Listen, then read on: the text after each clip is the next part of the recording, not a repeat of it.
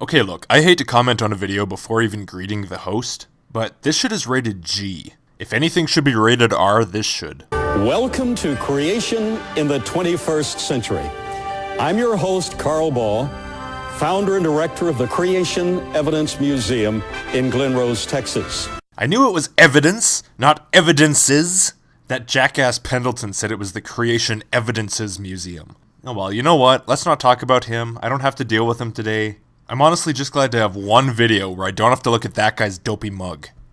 Today we have a most unusual program for you, titled Trampled by Dinosaurs. It's another Flintstones video? Seriously? You know, I can only take so much of this. And we're going to discuss that today with a very competent guest of mine who has trekked in search of unusual creatures and has a very fine academic background. A guest? I didn't know you had guests on here. I thought I was just going to be debunking you, but yeah, I suppose if there's an expert who's more qualified to speak on the matter, it's better that you have him as a guest than try to explain his points for him. And this guy does sound like he's pretty qualified, so who is it? Would you welcome for Trampled by Dinosaurs, welcome to the discussion today, my good friend Professor John Pendleton, chemist.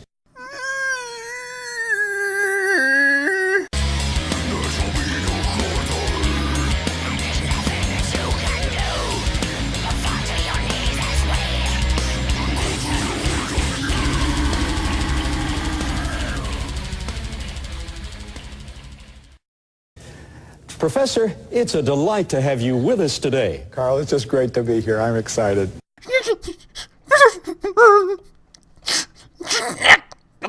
Okay. Get it together, Logic. Okay. Alright. Okay, I'm alright. No, it's okay. It's okay. No, I'll deal with it. He's not a fucking professor! Yes, well, follow me, because we're talking with an academic today. He's a dumb fuck with a bachelor's degree and a job as an auto mechanic. I have a bachelor's degree. Do you know how difficult it was to get? It was harder to get my fucking driver's license. Not only do you not have an advanced degree, John, you don't have a job as a fucking academic. Carl, he's an auto mechanic.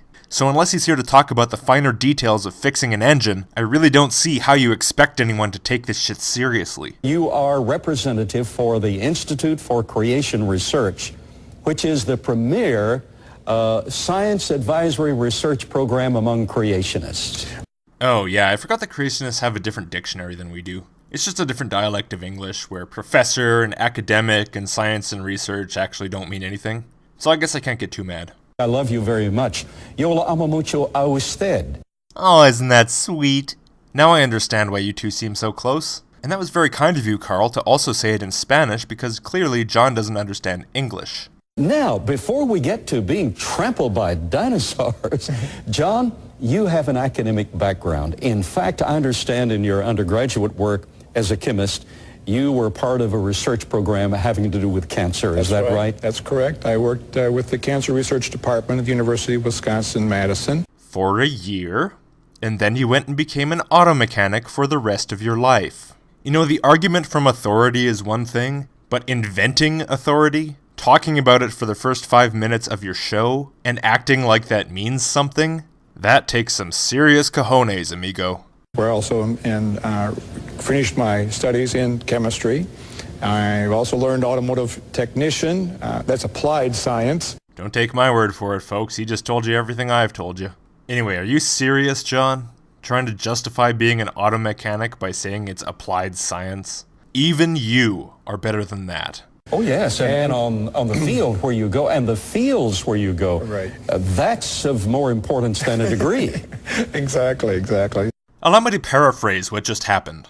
Carl just realized, oh shit, John just told everyone he has no serious academic training or experience at all and the only thing he's ever been good at is being an auto mechanic. Quick, talk about his experience in the field. That's way more important. John replies with a desperate, exactly, while his internal monologue is thinking, oh thank you Carl for trying to make me look like less of an imbecile. So I was fixing things or learning how to fix things or telling others how to fix them. Plus, I'm also a mid-husband 6 times.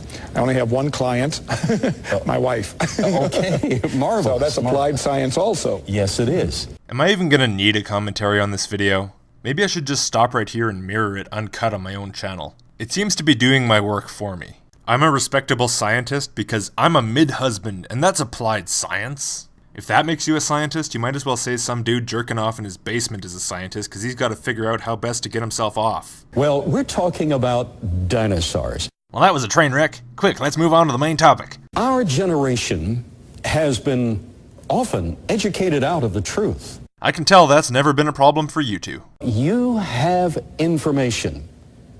I mean, actual scientific information as a professor in a scientific discipline that contradicts that evolutionary theory. Is that right? Right. We have real live witnesses in central Mexico of having seen living dinosaurs, mainly of the flying nature.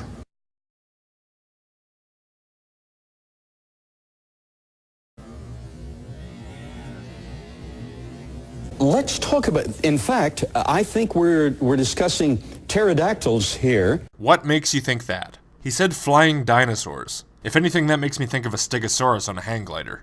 Now let's go on with your accurate reports of living pterodactyls. Well, I've had a contact. I live in central Mexico, and I've had witnesses over the last 5 years. One is a Huichol Indian. He's a Christian man, used to live in the mountains of the state of Jalisco, and he told me in 1998 that he saw dead in a river a large winged creature, did not have feathers. And so when I finally got a book of pterosaurs, that's flying dinosaurs, yes, I said, well, look through it. It's a big book. It's got pictures of fossils and people that studied these things. Finally came to one. It's not at all like this one. It's quite different. Maybe we can show a picture later that we have here of him. But it was about 2.5 to 3 meters. Let's see, that's about 8 to 10 foot wingspan.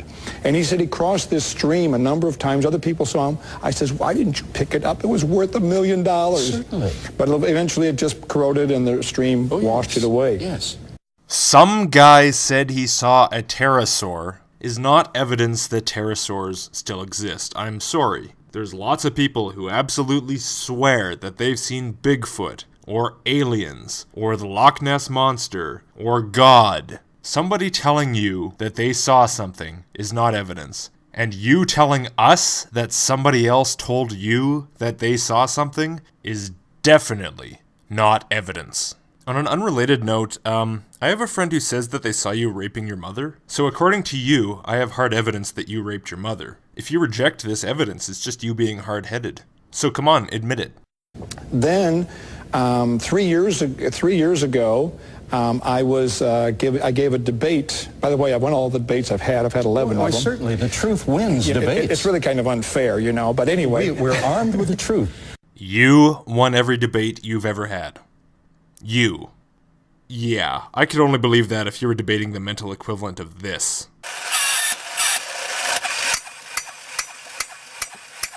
With or without the Bible, and it's all consistent with the Bible, we have the academic truth that can be verified. Exactly.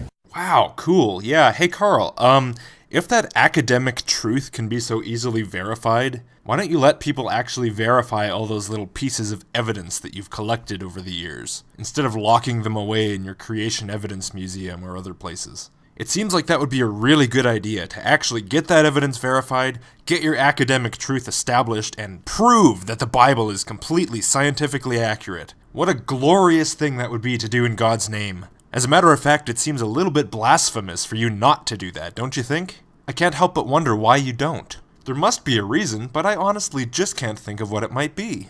Okay, go ahead, please. And so I gave follow-up talks from this debate, figuring people would be interested in more things, and I gave on dinosaurs, and I mentioned about sightings of pterodactyls, and a lady from my church raised her hand and says, then it's true. I said, what's true? She says, my husband saw one. I says, really? He, his son companion, 12 passengers saw something like this. All right. Gliding. It was about 17 to 20 foot wingspan. 17 to 20 foot wingspan. Right. About only 60 feet from his bus.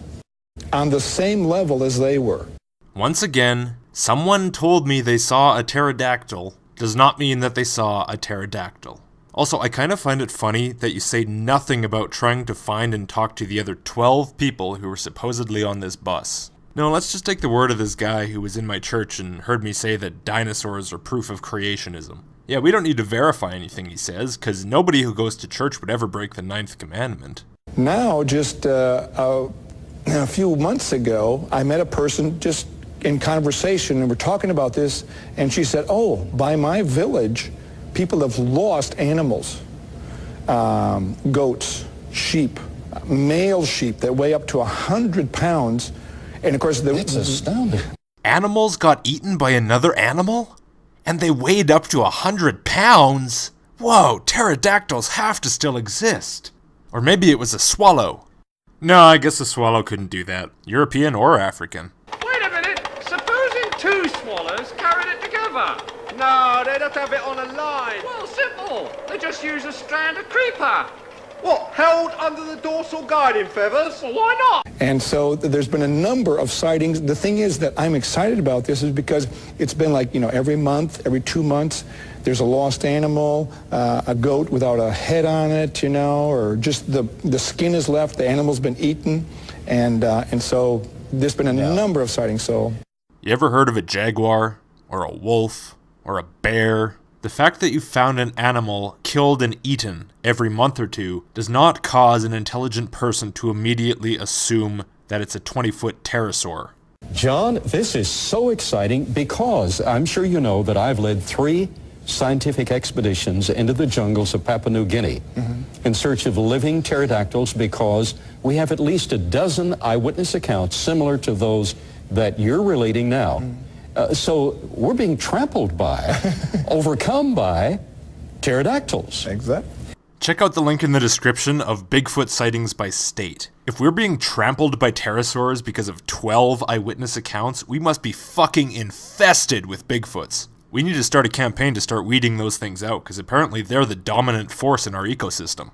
Now, as you proceed with this investigation, I want to have you back on the program. So please be careful. Oh, definitely. Because the background research that we have indicates that sometime these flying creatures that have been seen in 3 or 4 different countries with verified, reputable individuals having made the sightings. Whoa. Didn't you say it was just some dude you met randomly? And some other dude that just happened to be in church with you? And his kid? And some villagers who said that their animals had been eaten by something? These might be very nice, very trustworthy people. They might think they saw something. They might even have seen something. But that does not make them reputable sources for these kind of claims. Even the most reputable scientist would not be a reputable source for this claim because nobody can be without evidence. Now, the guy who saw the thing in the river, if he wanted to fish it out of the river and have an actual body of a creature, that's a different thing, because at least then you have something physical that you can investigate. Stories from random people who you've already been talking to about pterodactyls exist, telling you, hey, I saw a big flying critter one time, that does not back up your claim even a little. When they get close to them, quite often their breath is quite toxic. In fact, individuals have been known to die from inhaling the fumes. So be very, very careful. I would love to see that coroner's report. Do you have a copy of it? The one that explicitly says died by toxic pterosaur breath? Now, I understand that you not only want to cite one, tell us what you actually want to do. Well, actually, what we're doing right now is I'll be doing more visits to this particular village. It's in central Mexico. Obviously, I can't reveal more at this time. By at this time, you mean at any time, right? Yeah, I know how you work. But it's interesting because this whole area is sort of a high plain area. Okay. But, and you know this too, is the pterodactyls are nocturnal. Yes. And so that's why they're not seen very often. Fly at night as a rule, and few also, exceptions. right, and they don't like light. That's correct. They don't like humans. And they tend to live either in very deep caves or abandoned mines. Yeah, and you never see the giants because they live in a palace in the clouds, and you never see the Bigfoots because they're transdimensional beings who use trees as portals, and you never see the reptoids because they transform into politicians. Yeah, we get it, dude. But hey, at least you said that they're caves and mines, and they have to be fairly large because these pterosaurs you're talking about are creatures with 20-foot wingspans. So a person could fit in there. Since you seem to know for a fact that they live in these caves and mines, you must know which caves and mines they are, because otherwise you would have no idea where they live. So why don't you tell us what caves and mines they are so that we can actually go and investigate them? Get a search team down there to search for these 20-foot wide, toxic, breath-spewing pterosaurs. And so in central Mexico, we have a lot of mining, and there are mines that get mined as long as there's mineral, and then the shafts are just left. And so I really think that we have some good ideas where they could be at, but our idea is to build, quote, a feeding area that will fence off so they can get into, but other animals won't get into. You're going to build a fenced-off area that a giant reptile with a 20-foot wingspan can get into, but no other animals can. Good luck with that. And we're mounting 2 infrared cameras that will take pictures or up to a 10-second video. So if anything comes, it's motion activated. Now, our idea is to get a tranquilizer gun and tranquilize it, mount a radio transmitter, and it's going to be the hardest thing for me to do, is to let it go. You're assuming that do you actually believe that I think you broke my brain. And we'll take maybe a few blood samples quickly. Being a chemist. Right. And we'll get these out to some of the Christian scientist, creation scientist groups that we know, so they can do different independent analysis. It's a pretty big creature. Why don't you just take like a whole bucket of blood and send it to more than just the creation scientists? I'm sure the real scientists would also really appreciate knowing about it. But the thing is, we want it to go and tell us where the family is. I'm kind of greedy. I don't want one pterodactyl. I want the whole family. Well, for preservation of the species Exactly, and scientific analysis. It's like a couple little kids planning an imaginary adventure. And then we find a wolf, and it becomes our friend, and then it takes us back to its home in a cave, and there's a whole family of wolves, and they're gonna bite us, and we're gonna become werewolves, and then we'll go and fight all the vampires. It's gonna be cool. Now, this is so incredibly intriguing. Intriguing is not the word that I would use to describe what this is. Carl, let me say before I forget, I want our viewers to be praying about this. Because here's the thing. God made them. God should get the glory. And that's what my goal is, okay? That, and when you fail miserably, you want to say, oh, well, God just didn't answer the prayers. Not only would God get the glory of your success, he'll get the blame for your inevitable abject failure. Now, the concept of the program today is that we're being trampled by dinosaurs. And the academic community, unfortunately, and you have been and still are a part of the academic community, and I have certain credentials. Yeah, John's still a member of the academic community, in the field of applied science. And there's a link in the description to an interesting article on Carl Baugh's so-called credentials. But what we believe and what we've experienced is cross-grain with the standard academic profile. The standard profile is that these creatures died out 64 million years ago, and here we are with only fossilized remnants, but you are finding actual scientific sighting evidence, and you plan to have a specimen to examine. A whole family. A whole family. I'm sorry, I'm kind of greedy, but... John, your greed is not really the main problem with that plan. Now, let me ask you a special favor, my friend. Before you turn him loose, will you call some of us and let us fly down and at least duplicate the eyewitness account for verification before you turn him loose? To verify the eyewitness account, so you don't plan to have a video camera. Isn't that a bit of a problem?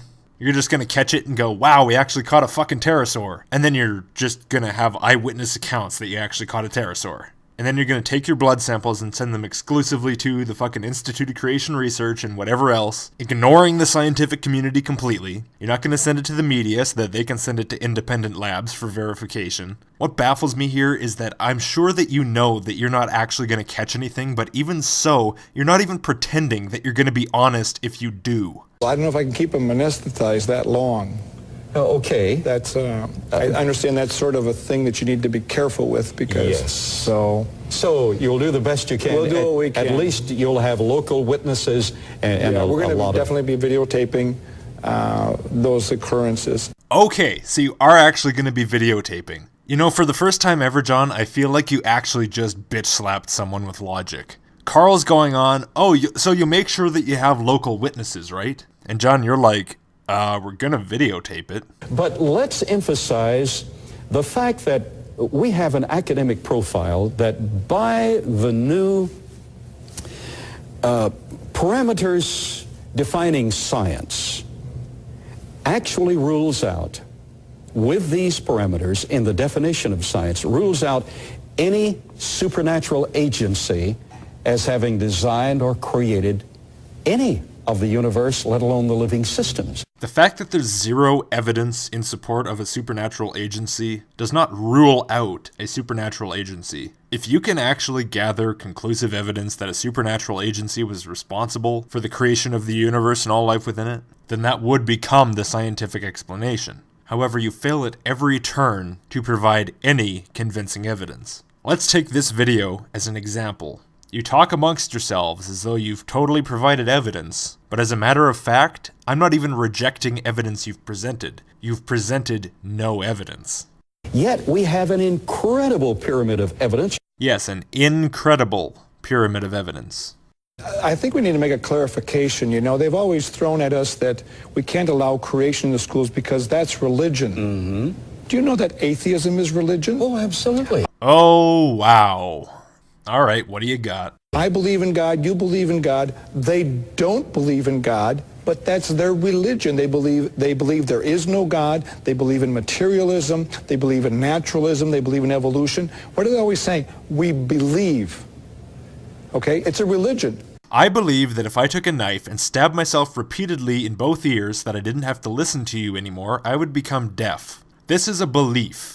I am persuaded of the truth of this because I understand what happens if I take a knife and stab myself in the ears. It damages the parts of my ears that I need to be able to hear. It's been tested and confirmed many times. That's why I believe it. This is not a religious belief. I also believe that if I jumped off my 4th floor balcony right now in despair at how stupid some members of the human species are, my head would be split open on the sidewalk. Again, not a religious belief. These are beliefs based on observation of reality. If every belief were considered to be religious, we could do away with either the word religion or the word belief because they would mean exactly the same thing. But guess what? They don't. Beliefs based on observation of reality, like that stabbing myself in the ears will deafen me, or that species change over time, are not religious beliefs. If we had just took all the chemicals that make up a living cell, we had little piles of them, yes. You know what happened to them in this atmosphere? Oh. They would oxidize or hydrolyze. They'd combine with water. They would be useless. And they would dissolve. That's if you could even make them by chance. Okay, look, dude, I'm not here to argue abiogenesis with you, because we're talking about evolution. The two have nothing to do with each other. It's kind of like this deistic argument, well, God must have started the universe in the first place. Fine, I mean, if you want to believe that, go believe that God kicked off the Big Bang. How the Big Bang started doesn't affect what happened after it started. Abiogenesis doesn't affect evolution by natural selection any more than the Big Bang affected the evolution of the universe from that point forward. Now, the correct answer when it comes to whether an intelligence was involved in the creation of the very first life form is I don't know, because at this point, nobody knows. But if you want to be intellectually dishonest and say, I know for a fact that Magic Man did it, then fine, I'm perfectly happy to let you say that and I'm not going to argue with you. So now we have a little strand of protein in the ocean created by Magic Man. Now can we please resume our conversation about the time between that and modern organisms?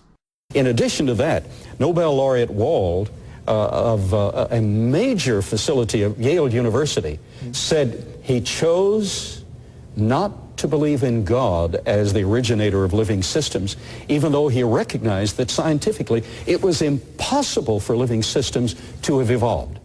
Link in the description to how George Wald was quote-mined on this, but I just skimmed it because, honestly, it doesn't matter. Once again, this isn't about evolution. You say George Wald was talking about abiogenesis. And then you go on to say that because according to you he is unconvinced of abiogenesis, he also believes that it is impossible for life to have evolved, when in fact his quotes say nothing whatsoever about evolution. Do you see the flaw there? When he talks about abiogenesis and you say, well, therefore he disbelieves that evolution is possible. No matter how much you think they are or wish they were, the two are not linked in any way. Now, with your breach of the 9th commandment out of the way, even if he had said what you claim he said, it would do nothing to strengthen your argument because George Wald does not dictate the beliefs of other atheists and scientists. How are we being brainwashed? There's basically two ways. It's very simple.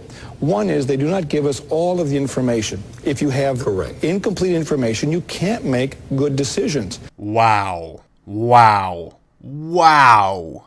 The hypocrisy that you just displayed blows my fucking mind. I'm sure a lot of people watching this have seen my Hello, I'm a Scientist series, where you, John, make claim after claim after claim after claim without any sources, any details, any of even the most basic information. All you say is, I have evidence, you should believe I have evidence, but I'm not going to tell you about my evidence. And you go and complain about people brainwashing you by not giving you all the information. How do you live with yourself? And it's amazing as I give my creation science talks in English and Spanish, if I hear anything common is this, why haven't we heard this before? That's correct. Oh, I get it now. When you say they're not giving you all the information, what you really mean is they're not giving you the false information that you want to hear. They're not making up claims like you do every single day and force-feeding them to you. Instead, they're actually doing science, producing papers in excruciating detail, reproducing their results, forming a complete, consistent picture of how things work, and not pandering to thick-skulled morons who believe every fucking fairy tale they're told. And the other thing is they just keep repeating. This evolved into that in millions of years, both of which are not science. We've never observed anything evolve into anything different than what it is. Yes, we have, but because you draw this arbitrary distinction between microevolution and macroevolution and don't seem to understand that there is no difference, you don't understand that. You, John, yourself, said, and I'm going to put the clip here. Now, you might have varieties of dogs, Certainly. but what are they? Dogs. Certainly. You know, we have varieties of cats. What are they? Cats. We do see variation within species. What you fail to understand is, any variation is evolution. There is no microevolution or macroevolution. So-called microevolution, over and over and over and over and over again, eventually makes something that looks pretty different from what it used to be. We examine firsthand the fossil record, living systems. I work in doing this. John works in doing this. As we examine this, we recognize there is a creator. We know him, and we want you to know that creator. There it is, folks. All of this pretense of just wanting to teach you true science. No, what they want is to get you in their club. He visited planet Earth almost 2,000 years ago. He walked our streets, sat in our councils, took our children, loved them to himself. Do you really want to accuse Jesus of being a child molester? Although, I guess that would explain why the Catholic Church doesn't do anything about child molesting priests. Took us and offered us hope, went to Calvary, died on the cross for our sins, was placed in an empty tomb, occupied it, rose from the dead, and left the tomb empty again. He's ascended to heaven, promised he would return, and at this moment, in his universal dimension, he is knocking at your heart's door. It's funny, you know? For the other claims in here, you at least seemed to care if there was evidence presented. Your testimonial bullshit wasn't evidence, but at least you tried. This claim, though, this massive, bizarre, fantasy story claim, is the one that you've chosen not to try to back up even a little bit. You just expect your audience to believe that all that shit actually happened. And yeah, I know, your audience already believes it. That's not really my point. And that is it. Carl Baugh, you barely did anything in that whole video. It ended up being another John Morris Pendleton video, and I am not happy about it. The next time I encounter you, Carl, you better not have that dimwit with you. I want to talk to you.